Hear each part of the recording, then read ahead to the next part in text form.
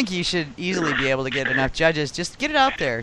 Put it out on all the venues and let that do the work for you and tell people to share. Get us all doing your work for you. Yeah.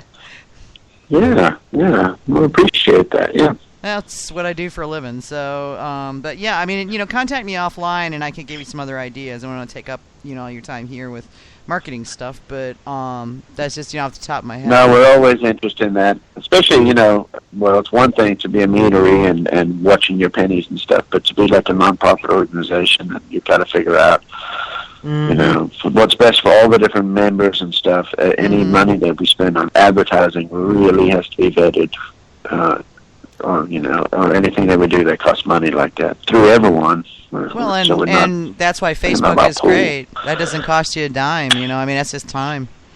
So, yeah. Use the resources that are available. I mean, Mazer Cup's the same way. I mean, there's not a lot of, you know how big the Mazer Cup is. There is not a lot of paid advertising that goes on there. In fact, there's very little. We go by word of mouth. We get into, as far as getting, civilians, as it were, mead drinkers, in for the evening event. It's a matter of putting it in the local papers because it's mostly people who flew in for the event and, people who are in the local area. So, they advertise in local papers, and there's, how you got the local papers that do all the concerts and all the great restaurants and everything. They generally have they generally have free advertising for events because they want people to know that their town is jumping. So they are willing to. You can just get on the event list and say I want to be in for these weeks, and you can get in there for little to nothing. So. It's there's a lot of things to do, but contact me offline, and I can dump and things like that. Yeah, I can dump a bunch of ideas on you offline. We won't spend a lot of your time here doing that, but it's totally totally doable. No, but that's another good tip for people who want to get into the business. Is if you love making mead, you better love it a lot because you're not going to be doing it with the majority of your time. You're going to be figuring out marketing and how to decorate your tasting room and employing people and cleaning mostly and other stuff. So I think you need to be a person who wants to own their own business and who happens to enjoy making mead. That might be your best bet. Yeah. Because if you don't like running a business, don't get into it. And that's it, too. That was actually one of the questions I was going to ask is, in your meadery, how do you deal with the business side of it as opposed to the mead making side? Yeah, well, I'm mostly the mead maker, and I'm the one who comes up with the recipes and the ideas for it, and somewhat of the marketing of those, because whenever we do events like any other sort of wine festival, we do a lot of beer festivals, like craft beer festivals and wine festivals, and luckily in Texas we can do farmers markets as well. So we've got some big farmers markets in Houston that we do as well. But I not mostly do those because we have a lot of craft beer drinkers or home brewers that have a lot of technical questions.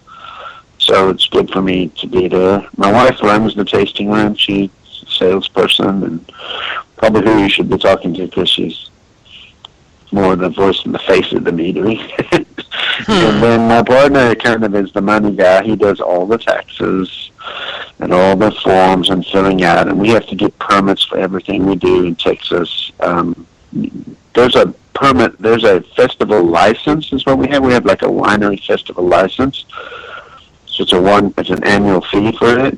But then anytime we do a festival or a farmer's market or anything, we have to submit an application, and then they print us out a permit for that one day for specific hours. And then we're allowed to do it. So it's just a lot of paperwork. So we basically have one person controlling all the money and paperwork. And that's basically it, just the three of us. Okay. Unless we bring in occasionally for when we have events at the meadery. Sometimes we'll just need, extra pouring help, and people are always happy to do that. The fans of the meadery, they'll always become like, hey, if you ever need extra people to come work here, I'll do it. So that always works well. that's nice. We really need. I need to produce and sell signs on Got Mead that say "I will work for Mead" because so many people will, at least part time anyway. And then, I thought I was being a pain in the butt to Frank Goldbeck when I was kept bugging him about being an intern, but that's another thing. We always get calls for college students and stuff that want to come up and intern, or even just other mead makers who want to come up, because you can make as many 5-gallon batches in your home as you want, but if you're jumping up, but we have 400 or 500 gallon fermenters, and if you're jumping up, you better know what you're doing. Otherwise, there's a huge learning curve, and the best way to do that is go mentor somewhere. Go be a mentee somewhere. Yeah. Well, unfortunately, a lot of the meaderies are willing to do that. I know Michael Fairbrother also on the East Coast. He takes quite a few interns into his place, and I know several mead makers that are pros now that interned with him. So he's, it's good to see that happening, because I'm a big believer, and Frank and I had this conversation of a rising tide floats all boats, is that our industry, there is so much room for growth. There's so much room for everybody. Yeah, absolutely. We have, like I said before, we have 7 member meaderies, and 3 of those are basically in the Houston area. One, we're like North Houston, the other one is Northwest, and the other one is East Houston. But you're talking like almost 7 million people in a huge radius. So we don't even hear or affect each other at all. It doesn't seem like. So how much growth? There's just so much growth that can be done. And Houston's blowing up with craft breweries. I don't know how many they have now, like 20 or 30. They get tons of them. And so, we're kind of riding on that side a little bit, too. Cool. Somebody just said I dropped off. It's like, oh, okay. I sound okay You to did. me. I thought it was me. I thought, oh, they lost me. No, you were But fine. now you came back. I can hear you okay. I have a crap connection, so I have to juggle as best I can from my end. So, it sounds like you guys are kicking butt. There's, 7 meaderies in Texas now? Yeah, there's actually maybe a couple more up near Dallas, and there's always more popping up, and I always can invite them to join.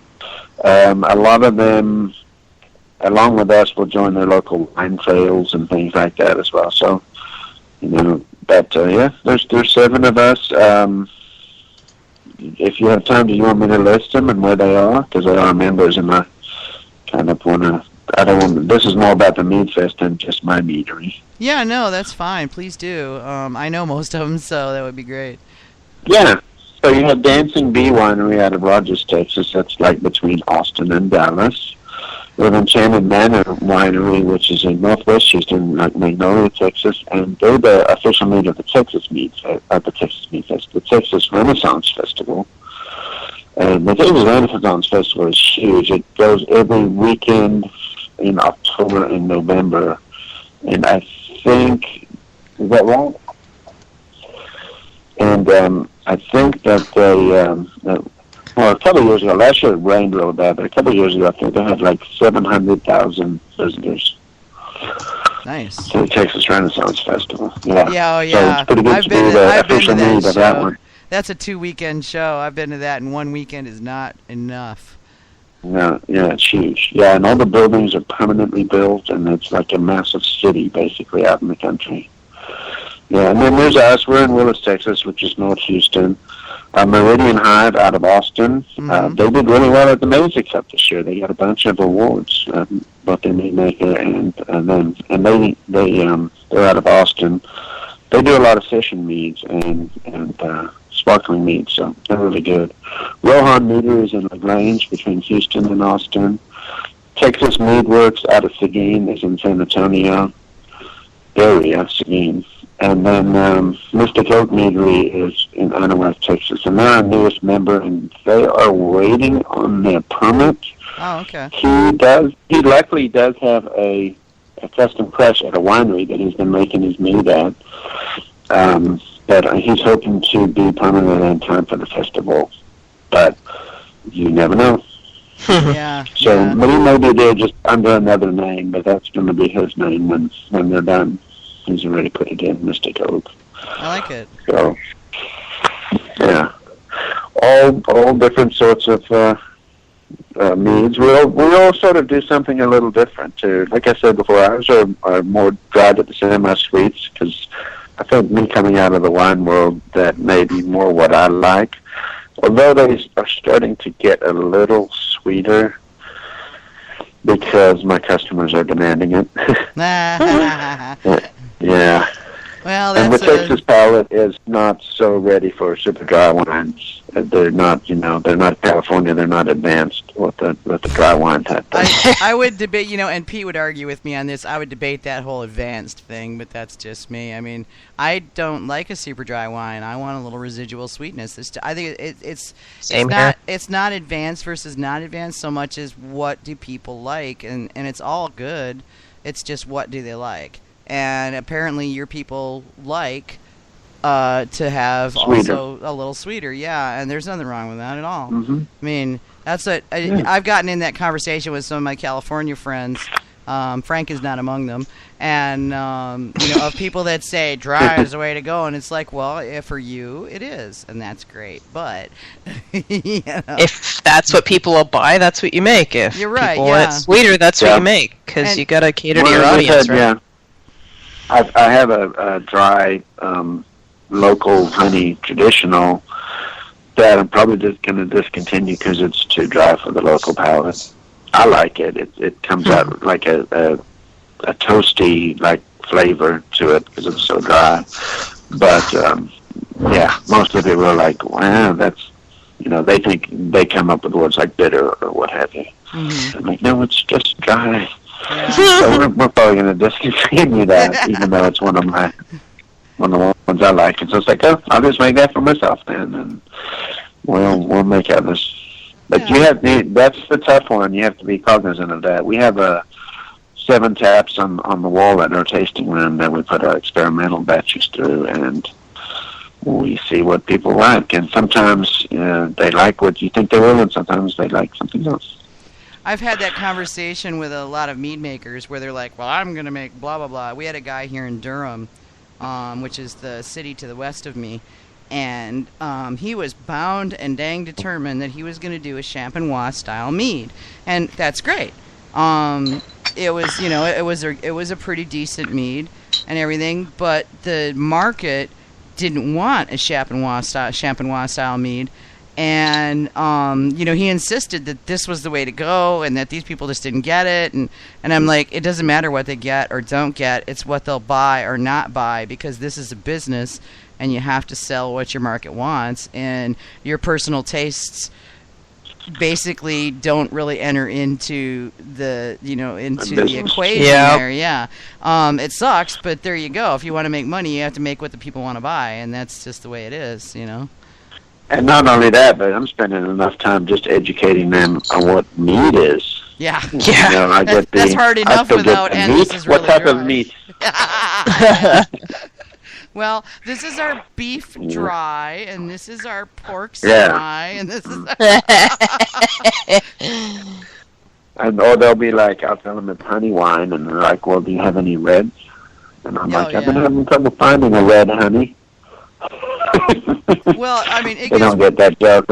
It gets worse down here. I did a summer doing meads at a farmer's market for a friend of mine with a meadery in Asheville, which is west of me, and in the mountains. I'm down on the Piedmont on the plains, and it was a whole summer of like you say, people going meat, no mead. Well, what is that? Yep. It's honey wine. Well, what does that mean? Okay, so let me ask you a question. What kind of wines do you like? I thought, okay, this is a really good place to start, right?